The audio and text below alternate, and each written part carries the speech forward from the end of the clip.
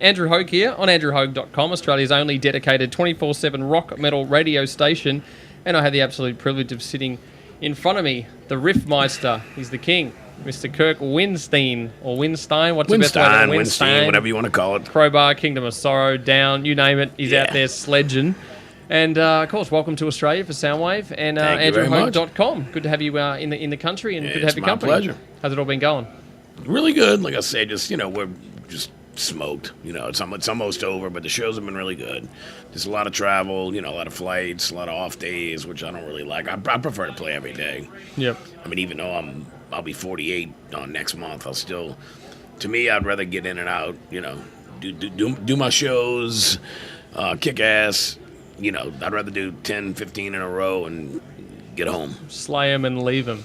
Yeah, because, the downtime, no pun intended, but that's what's the boring part, It's like when you play every day, I'm like a routine guy, You're on the momentum's rolling. Exactly. I like that.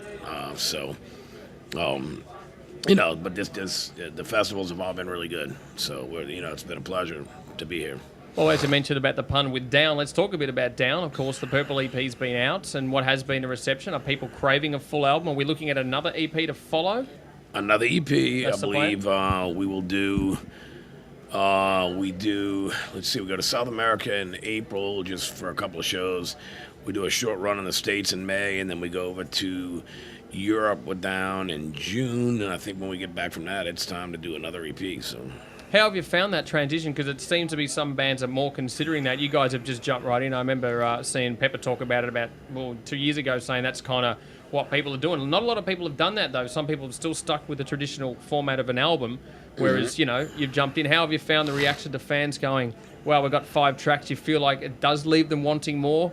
And it does. And, for us, it's like we can pick not that we have fillers or anything. We love all of our songs, but, you can pick the cream of the crop, and it's more fresh, it's more spontaneous, it's quicker. You're not in the studio for long periods of time, which really, gets burns you out. So, for us, I think it worked out great. The response has been killer, and, Do you write the songs, like, for example, all right, we're just going to smash out 5 and keep it at that, or you do like 10 and then keep the rest on the back burner and then go, right, we're going to unleash those in about 8 months' time? Or well, we have so many demos and riffs, tapes and stuff like that from dating back to God knows when that, we kind of we did our 5, 6 songs, whatever it is.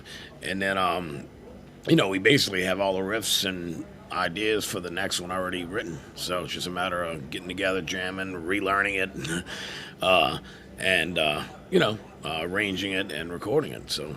When do you separate Down and sort of work on Crowbar and even Kingdom of Sorrow? I mean, obviously juggling 3 bands can be a hell of a workload. And do you feel the difference between them? Because I know you kind of have a trademark sound in most of the bands that you play in. When do you save the Down riffs for the Down and try not to let stuff leak in? I mean, do you find that's kind of a juggling act? It's almost more like with Crowbar, I write, the vast majority of the riffs and obviously all the lyrics. With Down, it's more like we kind of call it where we sit in a circle together and just kind of, somebody has an idea and we all feed off of it. Same thing with Kingdom of Sorrow. It's like, Jamie will come up with an initial riff or something and then tell me to Kirkify it, he calls it. So, I do my twist on it, and then that becomes our riffs, together. Yeah. So. Kirkify, I like that. Yeah. Now, are we going to look at a return tour for Down in Oz? I think we're doing Soundwave next year. That's what Jamie told me the other day. Well, that's a rumor. Thank you, Mr. Bauer. Very good. Exclusive. Let's talk a bit about how you view the future of sort of music. It's been kind of the topic with a lot of the bands I've been speaking to throughout the festival.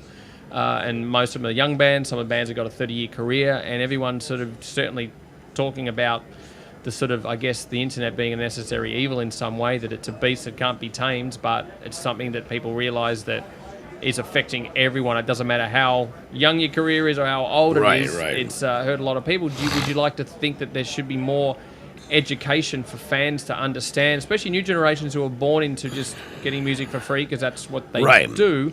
Do you think that's what's lacking? Because people are pointing the finger at labels, blaming them. I think, like with well, definitely with Down and Crowbar. Jesus, Crowbar dates back to '88, and Down started '91. So we kind of, back when we were getting established or whatever, it was still, go to the record store and buy the freaking CD or Was whatever. it harder back then compared to now? Because a lot of people think that the internet, it's easier. You just press the button, click, and the masses are going to follow. But going back pre-internet for you as a musician, it seems like it's always a slog for the muso, regardless of the technology change. And if anything now, it seems like it's a lot harder for bands. It's almost like the internet is become an illusion in a lot of ways that, it's easy when technically it isn't. It's made it harder for bands. I just think more. it's oversaturated because now every band. I mean, when we were growing up, it's like you made demo tapes, you shopped them, you tried to get a record deal or whatever. The good got snapped up and the shit got pushed aside. Right. And now it's like not that. It's just oversaturated because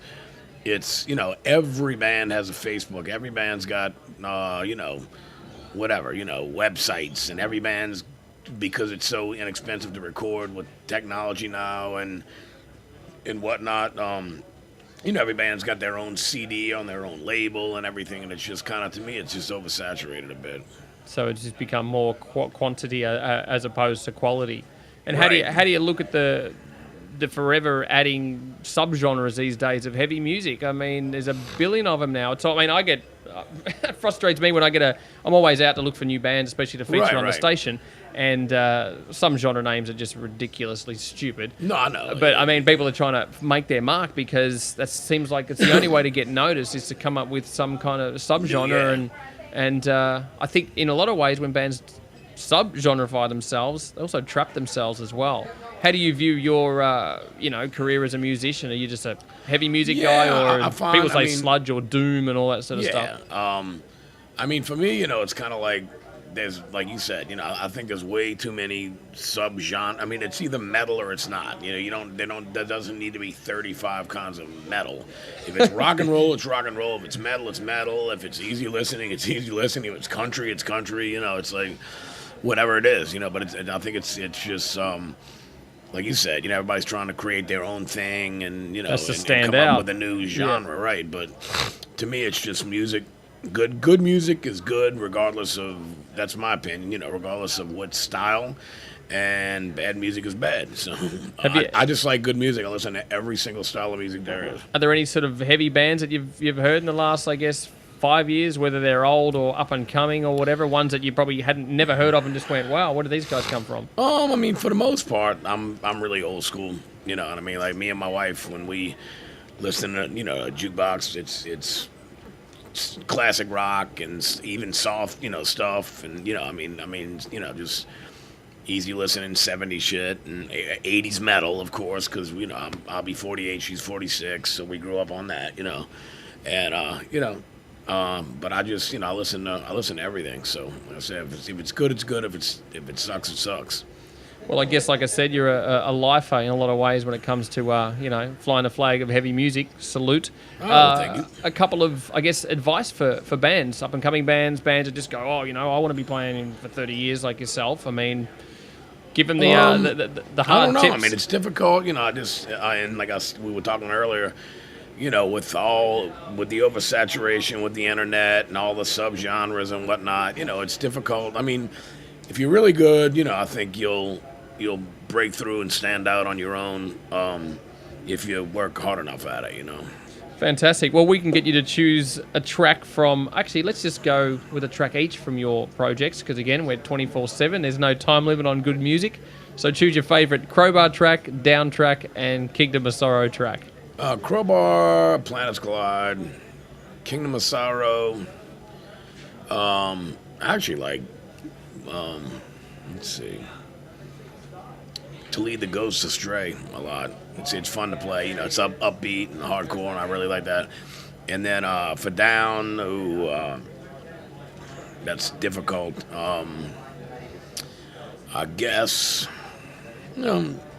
Lifer, so Lifer. one of the old classics. Pardon the pun. Well, all the best, Kirk. Thanks again for joining us here on AndrewHogue.com. Thank you so much. Australia's only dedicated 24/7 rock metal radio station. So let's get a bit of a Winstein trilogy happening here, and let's hear it all right now. Thanks, Kirk. You bet. Thank you.